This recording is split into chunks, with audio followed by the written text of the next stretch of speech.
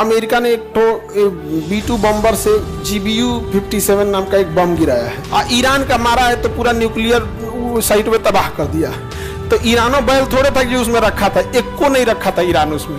वो मिसाइल है 14,000 kg का, 20 मंजिला इतना नीचे घुस जाता है और उसके बाद ब्लास्ट करता है।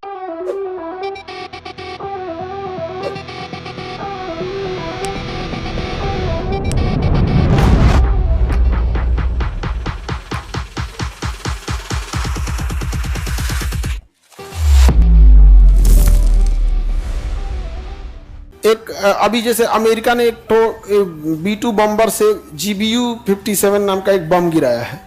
वो बम में ना कोई रॉकेट, जो मिसाइल मारा है ना, वो मिसाइल में कोनो इंजन नहीं होता है, ना उस मिसाइल में आग लगता है। वो मिसाइल है 14,000 kg का। कितना kg का? एक हाथी 1,000 किलो की होती है। वो कितना का है? 14,000 kg का।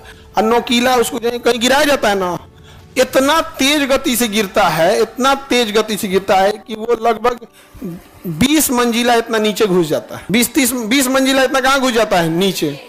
और उसके बाद ब्लास्ट करता है। अब उसमें डर इस बात का है कि अगर नॉर्मल मेटल का लगा दें तो उतना भारी इंपैक्ट को झेलिए नहीं पाएगा, टूट जाएगा। जैसे आप ईंटा गिराइएगा जमीन पे तो जमीन को धंसाने के बजाय खुद ही टूट जाएगा। लेकिन अगर वहीं ईंटे के जगह पे आप भाला फेंकिएगा तो भाला टूटेगा नहीं, घुस जाएगा अंदर, घुस जाएगा नहीं। तो वैसे उसको क्या करना है, धातु का तो हो ही नहीं पाएगा, तो क्या बनाना पड़ेगा? एलॉय बनाना पड़ेगा। क्या बनाना पड़ेगा? एलॉय बनाना पड़ेगा। तो निकल एलॉय बनाता है। कौन सा एलॉय? निकल एलॉय। वहां पे उसका अलग अलग एलॉय है, उसमें 20-25 चीजों को मिलाया जाता है। इस पे आप लोग कहिएगा तो एक तो अलग से वीडियो बना देंगे यूट्यूब पे, जिसपे उसमें क्या क्या चीज मिलाया है। और ईरान का मारा है तो पूरा न्यूक्लियर साइट में तबाह कर दिया। तो ईरानो बैल थोड़े था कि उसमें रखा था, एक को नहीं रखा था ईरान उसमें, एक को नहीं रखा था ईरान।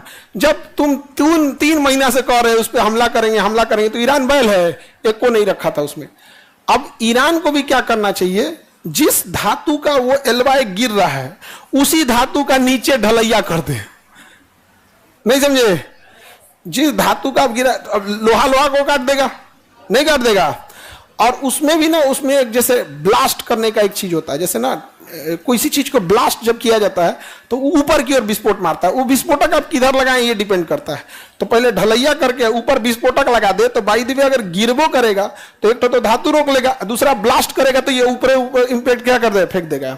अब ये आपस में लड़ाई कर रहा है, हम लोग को बहस नहीं है। हमें बस एक चीज से दिक्कत है कि अगर ईरान गया तो पेट्रोल 150 रुपया, ईरान गया तो पेट्रोल 150, और फिर हमको अफगानिस्तान और पाकिस्तान को जाने का रास्ता बंद हो जाता है। इन छोटा सबको क्या जाता है, आपस में मार कर रहा है। हम तो इजराइल को कहते हैं कि भाई ईरान से तो नहीं आगवा बढ़, जो पाकिस्तान है तो इनसे आगे बढ़ जा भाई, क्या है पाकिस्तान। नहीं समझे?